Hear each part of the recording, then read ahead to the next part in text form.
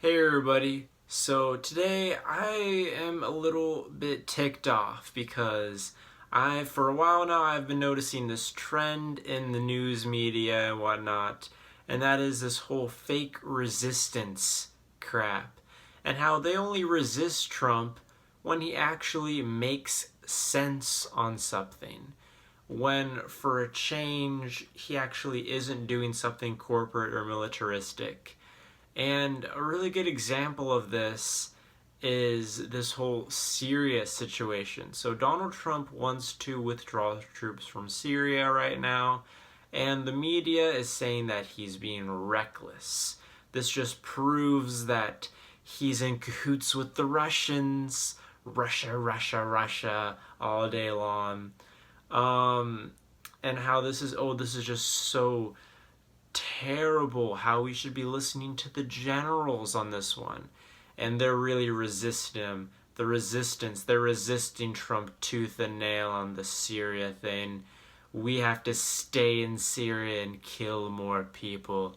That's what we have to do. The resistance. What kind of fake ass resistance is this when we only resist Trump when he actually makes a good point, when he actually makes sense?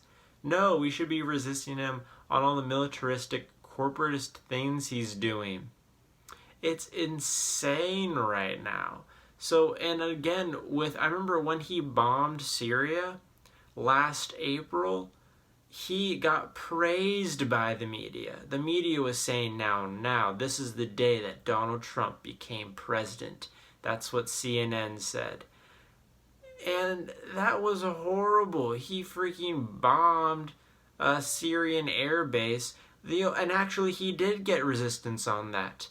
The resistance. They resisted him very harshly when it came to that Syrian bombing last year. They said, "How dare you warn the Russians about it, and you didn't do enough. You just bombed an airbase. Why didn't you actually put more troops on the ground and go in and start a war?" We heard that a lot. And so that's what they're resisting him on. They're saying that he isn't militaristic enough. This is fake resistance. And it just goes to show you that the Democrats are basically good for nothing anymore. Look what's happening with North Korea. Donald Trump's actually making sense, and he wants to sit down and have talks with North Korea. This is a Nixon goes to China moment that we're seeing here. And Rachel Maddow and the rest of the corporate media, MSNBC, CNN, is really busy right now saying how terrible that is. How could we sit down and talk with the North Koreans? Oh, we can't do that. Again, they're resisting him when he actually makes sense. And again, then we have this Russia nonsense that they resist him on. When Donald Trump went into office, he said that he wanted better relations with Russia. And they resisted him on that. They said, "How dare you want better relations with the nuclear power Russia? We want to saber rattle with Russia. That's what we want as the resistance." It's insane. And then with sanctions, they criticized him, even though he actually did sanction Russia and Iran and North Korea. They said, "You were a little hesitant on that, Trump. You didn't do it quick enough. You didn't do it in the way we wanted. We want you to be tougher on Russia." Again, resisting him when he actually makes sense. And then the poisoning of the spy that just happened, when they say Donald Trump isn't talking enough about it, when they say Donald Trump isn't going insane about the poisoning of the Russian spy in England, there hasn't been any investigation into this. There hasn't been any evidence that has proved that Russia poisoned this spy in England. No evidence of this whatsoever. Meanwhile, the media, CNN and MSNBC, are too busy right now lambasting Trump, saying how he should be tougher on Russia, how he should be tweeting up a storm right now, and his silence just speaks volumes. It's insane. He's actually being responsible right now and not just going out and saying, yes, Russia totally did this when there's no freaking evidence for this.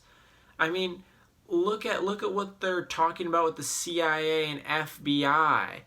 The corporate media and a lot of mainstream everyday Democrats and liberals walking around the streets support the CIA and FBI now. The CIA, which killed John F. Kennedy, the CIA, which has been responsible for destroying every single progressive movement in this country. That CIA, that's what you're supporting? Really, resistance? Really? Thanks, guys. Thanks for resisting Trump when he's critical of the CIA and FBI. I remember I actually saw a little clip from Fox News, and Juan, their liberal on the show, was saying, "Wow, Donald Trump's just too harsh on when it comes to the FBI and the CIA." And I'm looking at it like, this is the liberal representative? Thanks a lot. Thanks, resistance. I mean, come on. And what is this with the Jerusalem thing? My God. When Donald Trump moved or wanted to move the Jerusalem or the capital from Tel Aviv, well, he wanted to move the embassy from Tel Aviv to Jerusalem and recognize Jerusalem as the capital of Israel. The only thing the resistance, Chuck Schumer, the head of the resistance in the U.S., the only thing he had to say about it was, how dare Trump? How dare he take too long to declare Jerusalem the capital of Israel? That's the only thing he had to say about it. He was 100% for declaring Jerusalem the capital of Israel. He was 100% for that because he's a freaking Zionist. The only thing he had to say about it was, it took Trump too damn long to do it. This is the resistance. That's our representative in the resistance. It's time that we start freaking resisting Trump when it actually matters. We need to start resisting Trump when it comes to him doing corporatist things with health care, with wages. I mean, look at these freaking tax cuts that just went through a few months ago. Corporate as hell.